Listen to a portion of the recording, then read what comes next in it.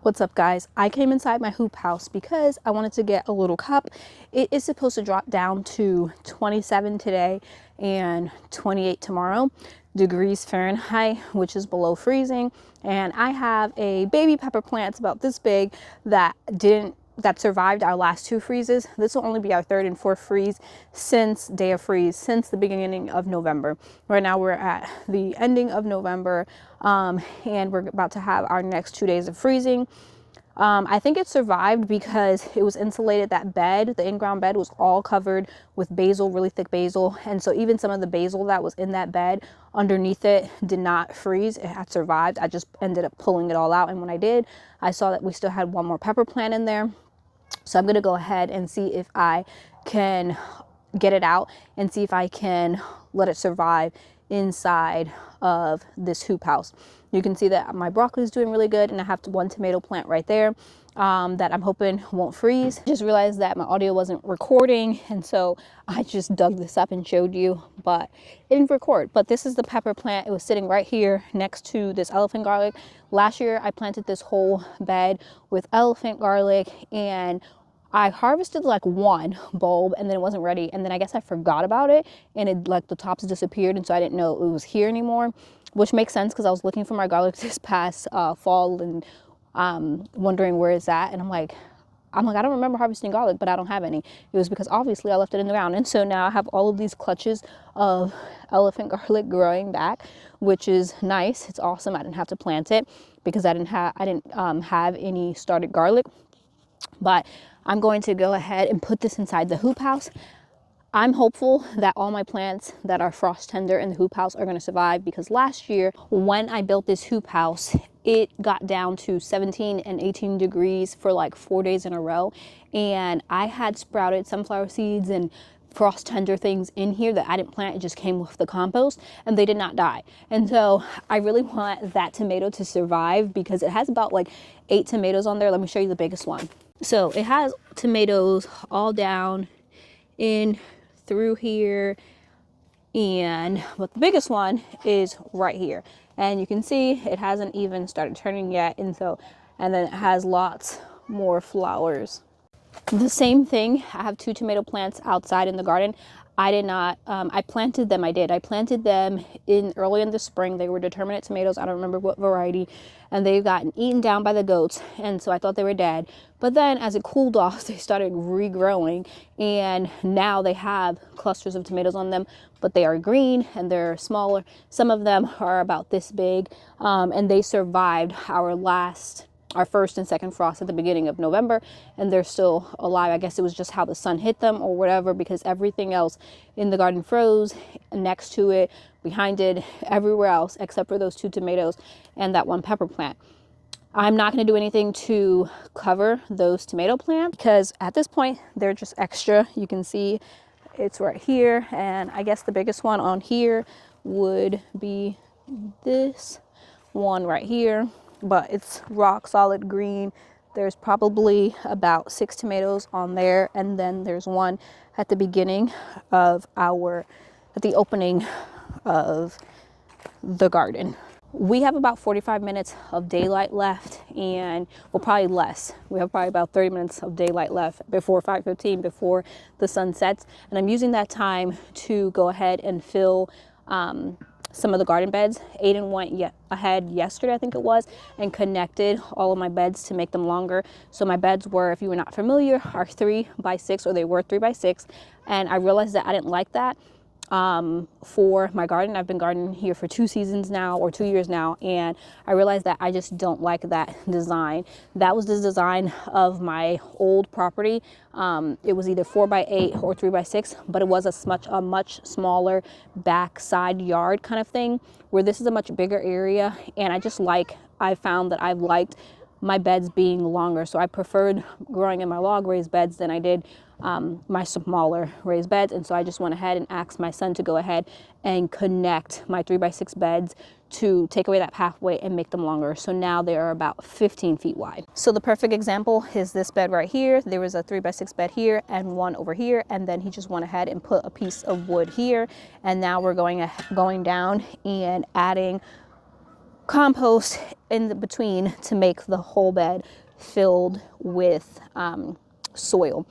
So this is on top of landscape fabric, which I'm okay with because it's definitely going to keep weeds from growing up through, which I am redesigning my whole outlook on weeding and everything this coming spring and summer, and probably putting the same fabric cloth, the woven fabric cloth that's on my pathways. I'm probably going to go ahead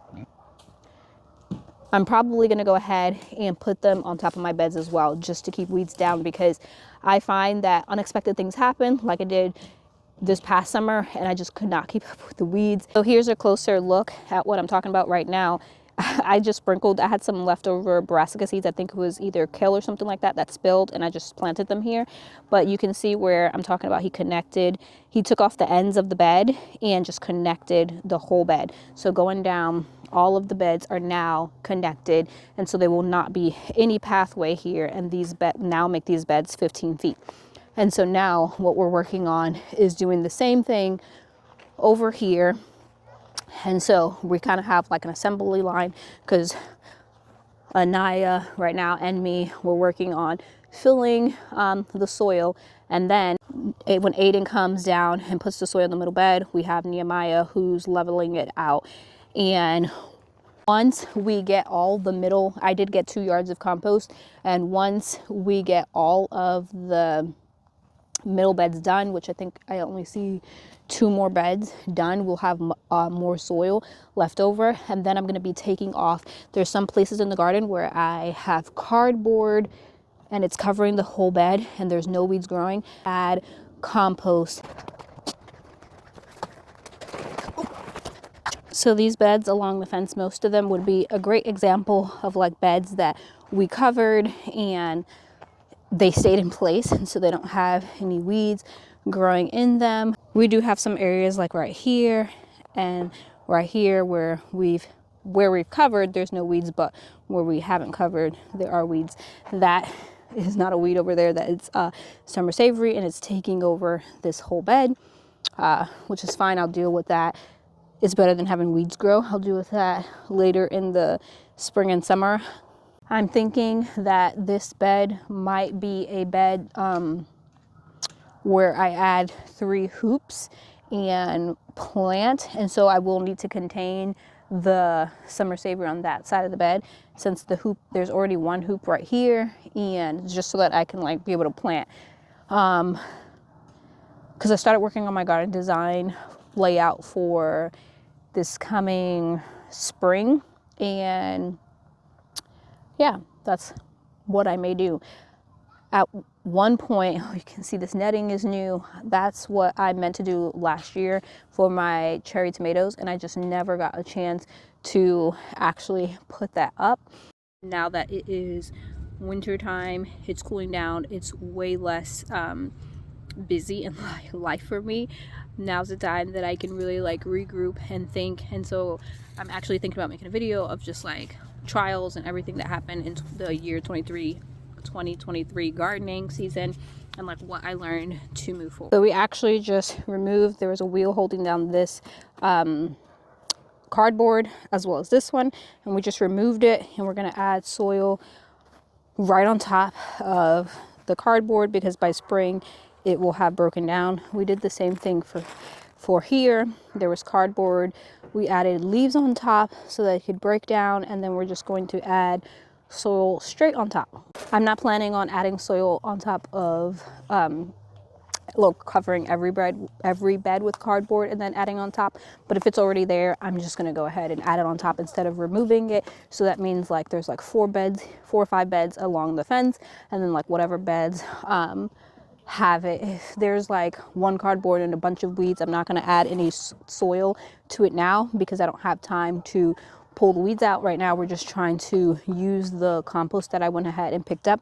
Right now we're on our 5th yard of compost. We picked up 1 yard and we filled up these forever garden beds, and then we picked up No, actually I'm lying. We picked up 1 yard of compost and filled the middle of this side, the left side of my garden in the middle. You can see it already lowered. It was filled overflowing and now it's already dropped. Then we picked up 2 more yards of compost, and that's what we filled all the forever garden beds around the whole garden except for these last 2. And so you can see we just filled that purple one and that bluish one today. And then I went ahead and got 2 more yards of compost, and I'm hoping that that's going to be close to enough soil for to get us through to top of all of our beds. We'll see after we finish this today. I've seen a couple places in the garden where there are potatoes growing. These are onions I planted here last year, and they've overwintered. But there's potatoes here because this was a potato bed last year, and there's potatoes here. I've also seen potatoes growing here because I also planted potatoes on this side. There's 3 of them on this side of this raised bed. This raised bed had a hoop here, and this is where I planted my pole beans, and so we have some potato sprout here as well. But the interesting thing is that I had some okra plants planted in the garden. I didn't plant okra last year. These were reseeded okra, and it died with the frost. But then now you can see that new growth is starting to come back, and so this okra plant is literally trying to regrow. And you can see, like, this is the actual fresh okra that had just, you know, just, if I can get it off. Well, can't get it off, but that has just formed. Although it was really chilly outside today, I am so glad that we were able to quickly get this done, especially with all of us working at the same time. We literally were able to get that compost all out of the truck within, I would say, the hour, and that was 2 yards, and now we have some nice fresh looking beds. And if you watched my last video, you saw that I sent off for a soil test, and so that should be coming in the mail soon, and we'll know how to amend our beds for the springtime, because I didn't really do a good job this past spring and summer with keeping up fertilizing my garden like I did the first year. So I'm definitely expecting some not so great nitrogen levels and maybe even some phosphorus. I did grow some pretty good onions this past spring, but some things that needed like heavy nitrogen, like my corn, I did get some corn, but I didn't get nearly as much corn for how many corn I planted. But just adding soil on top of these beds, especially it being so black and fresh, just makes the garden look so beautiful. Even though there's not anything growing, it just looks so put together, and with the long raised beds, it looks really great in my opinion, since all of these beds are now in uniform and they'll all be about 15 feet long. And I'm definitely thinking on planting tomatoes in these longer beds with the cattle panels, just going, instead of making hoops on some of them, just putting them up. A cattle panel is about 16 feet long, and so there will be some overlay, which I'm okay with that. I'm not going to cut them or anything like that, so that I could reuse them with their whole 16 feet if I need them. But in some of these beds, I'm going to dedicate to tomatoes, because I usually plant tomatoes in my log raised beds because they are the longer beds and I can use cattle panels.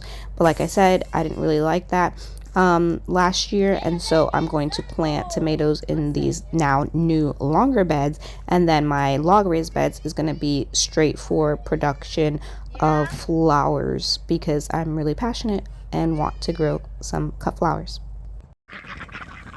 Go back the other way. It's gonna go back. Go back the other way. Go back the other way. See? Okay, close it.